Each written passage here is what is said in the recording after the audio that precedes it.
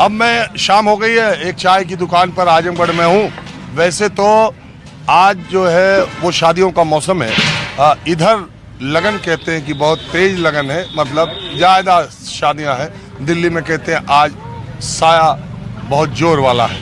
तो आज शादी विवाह का मौसम और उसके अलावा रविवार का दिन होने की वजह से ज़्यादा लोग मिले नहीं मुझे। मैं एक चाय की दुकान पर हूँ। यहाँ पर कुछ लोकल पत्रकार लोग भी मिलते हैं, कुछ साहित्यकार भी मिलते हैं, कुछ अध्यापक लोग भी मिलते हैं। तो मैंने सोचा समाज के हर वर्ग की हर तरह की बात रखनी चाहिए। और ज़मीन पर जो पत्रकार काम करते हैं उन लोगों ने SIR की ये 25-26 दिनों की प्रक्रिया को किस तरीके से देखा है, BLOs की क्या परेशानियां ज़मीन पर है, और संसद में जिन मुद्दों को लेकर SIR को जो मुद्दा बनाकर विपक्ष एक बहुत बड़ा आर पार की लड़ाई करने का मन बना रहा है, क्या देश की आम जनता उन 12 राज्यों और केंद्र शासित प्रदेशों की उसको इतना बड़ा मुद्दा मान रही है, और उसको लेकर जनता क्या बहुत ज़्यादा परेशान है। सबसे पहले बाबूजी, आप डिग्री कॉलेज के प्रिंसिपल रहे हैं। चूँकि मेरा ये गृह जनपद है, इसलिए ज़्यादातर लोगों को मैं जानता हूँ और मैं नियमित अंतराल पे आता भी रहता हूँ। तो इसलिए बाबूजी, ये SIR की प्रक्रिया को आप कैसा देखते हैं? बहुत सराहनीय कदम है ये। देश में वही रहें जो देश के नागरिक हैं, और यदि बाह्य हैं तो वो नियमों के तहत रहें। वोट देने का अधिकार नहीं होना चाहिए। किसी भी विश्व के किसी भी देश में इस तरह का अधिकार नहीं है। जो यहाँ फॉल्स लोग रह रहे हैं, अपना पहचान छिपा के रह रहे हैं, नहीं होना चाहिए। अब SIR निश्चित रूप से कंट्रोल सही नागरिकता का प्रयास करेंगे। ये बहुत अच्छा कदम है सरकार का।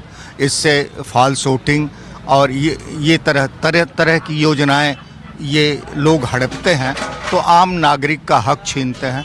उससे ये है कि अब ये लोग डरे सहमे रहेंगे, और भारत में ये नहीं कि न रहें तो नियम संगत रहें। बस इतनी। एक चीज़ ये है प्रिंसिपल साहब, लोग ये जो विपक्षी दल के लोग, जैसे यहाँ की जो पार्टी है समाजवादी पार्टी, उत्तर प्रदेश की प्रमुख विपक्षी दल है, यहाँ के खैर उसका गढ़ ही है, उनका ये कहना है कि टारगेटेड वोट काटे जाने की प्रक्रिया है।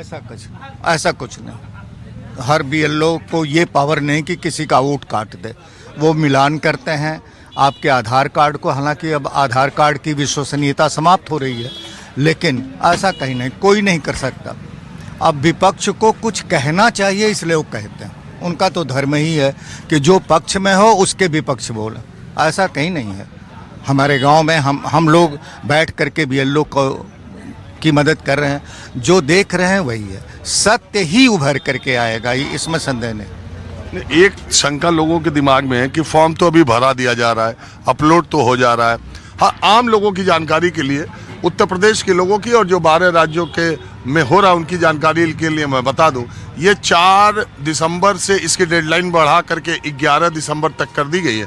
यानी 11 दिसंबर तक आप अपना SIR फॉर्म भर के अपलोड करा सकते हैं, ऑनलाइन भी कर सकते हैं। और इसके बाद ये 16 तारीख को, 16-12 को, यानी 16 दिसंबर को फाइनल ड्राफ्ट पब्लिश होगा।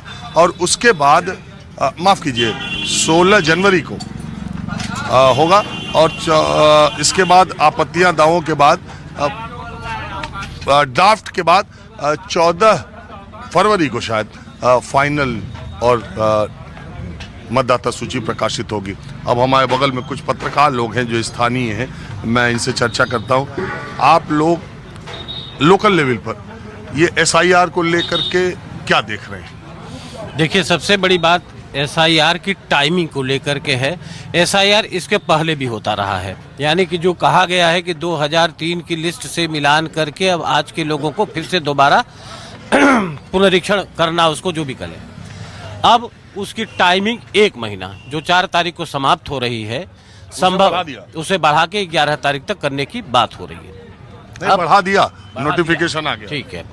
अब आप समझिए कि BLOs जो जा रहे हैं, जैसा कि देखिए हमारे अभिभावक हैं, प्रिंसिपल साहब कह रहे थे अभी कि कुछ लोग अपनी पहचान छुपा करके जो वो करना चाहते हैं उनको हटा दिया जाए।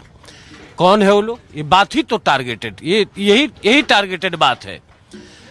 मैं तो जिस मोहल्ले में रहता हूँ या जितना भी देख पा रहा हूँ, जान पा रहा हूँ शहर में 40 साल से, मैं तो सभी को जानता हूँ कि सब यहीं के रहने वाले हैं। लेकिन अभी उनमें से मैं कम 50% लोगों को जानता हूँ जो अभी आज 30 तारीख हो गई है, लेकिन 4 तारीख तक वो फार्म जमा करने की स्थिति में नहीं है। अब BLO अभी तक नहीं पहुंची है। दबाव का आलम यह है कि वो आत्महत्या कर रही है। अब सवाल इस बात का है कि BLO पहुंची नहीं, हम लेके अपना कागज कहाँ खोजे? 2003 की अगर वोटर लिस्ट खोजनी हो रही है एक मोहल्ले की, तो 55, 66, 67 हजार आदमी की वोटर लिस्ट है, कोई खोज ही नहीं पा रहा है। नामे नहीं किसी का मिल रहा है, किसी के पिता का नाम नहीं मिल रहा है, किसी का एपिक नंबर नहीं मिल रहा है, फार्म अधूरा है। अब इसके बाद आयोग का कहना ये है कि वो भेजेगा क्या नाम है, नोटिस। अब नोटिस किसको तामील होगी जब इतना बड़ा कागज मिला है, लेके सारे लोग घूम रहे हैं, कोई जमा नहीं कर पा रहा है। मैं 50% लोगों को जानता हूँ कि अभी जमा नहीं कर पाए।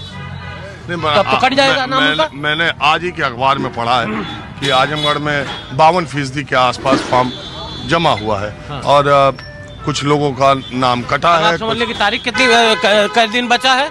अब कुल मिला के अगर एक प्रकार से अगर बढ़ी हुई तारीख को भी मान ले तो 11 तारीख तक बचा है। अभी तक जितना काम हुआ है उसमें आपके कहे अनुसार ही 52% जमा हुआ है अभी तक, यानी कि अभी भी कम से कम 48% आदमी है जो जमा नहीं कर पाया है। वोट कितना पड़ता है परसेंटेज वो एक अलग बात है, लेकिन वोटर तो सबको रहना चाहिए। कागज है ये नहीं है किसी के पास, 2003 का खोज रहा है, खोजते खोजते पागल हो जा रहा है, उसी में BLO भी पागल हो जा रहा है कि कहाँ से हम ले आए। लेकिन अभी मैं BLO से बात कर रहा था तो वो तो कह रहे हैं कि लोग मिल रहे हैं, नहीं तो शिफ्ट हो गए, नहीं तो। अच्छा चलिए, अब दूसरे की बात छोड़ दीजिए, मैं अपने परिवार की बात कर रहा हूँ। मैंने अपने माताजी का, पिताजी का, अपना 3 आदमी का नाम 2003 के वोटर लिस्ट में खोजा, नहीं मिला। यहाँ सारे लोग बैठे हैं, जानते हैं कि मैं 2003 में वोटर था और उसके भी बहुत पहले से हूँ, मेरा तो नहीं मिला। अब मैं कहाँ खोजने जाऊँ?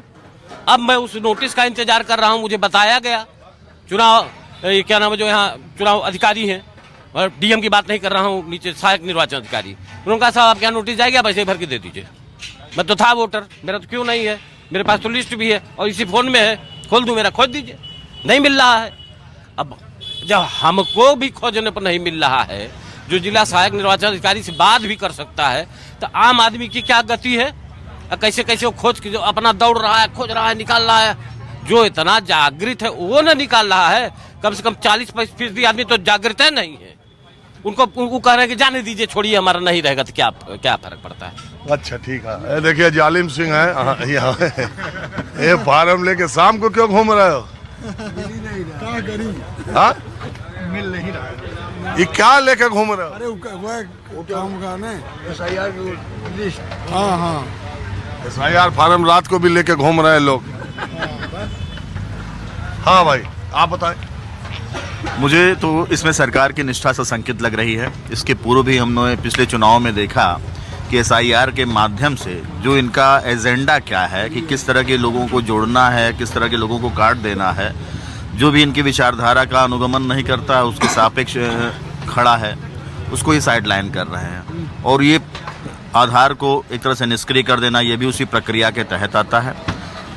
और सच कहा जाए तो किसी न किसी तरह सरकार जो है पूरी लोकतांत्रिक व्यवस्था को जो है तहस नहस करके चीज़ों को जो है एक तरह से तानाशाही प्रवृत्ति की तरफ ले जा रही है, जहां चीज़ें उनके अनुसार, उनके अनुरूप चलें। उन्होंने लगभग सारे संवैधानिक निकायों पे अपने पहरेदार बैठा रखे हैं। तमाम विपक्ष जो समय समय पर अपनी आपत्तियां दर्ज करता रहा है, उसका कोई जवाब न चुनाव आयोग देता है न और दूसरे संवैधानिक निकाय देते हैं। आप यहीं के रहने वाले हैं ना? जी बिल्कुल। 2014 का लोकसभा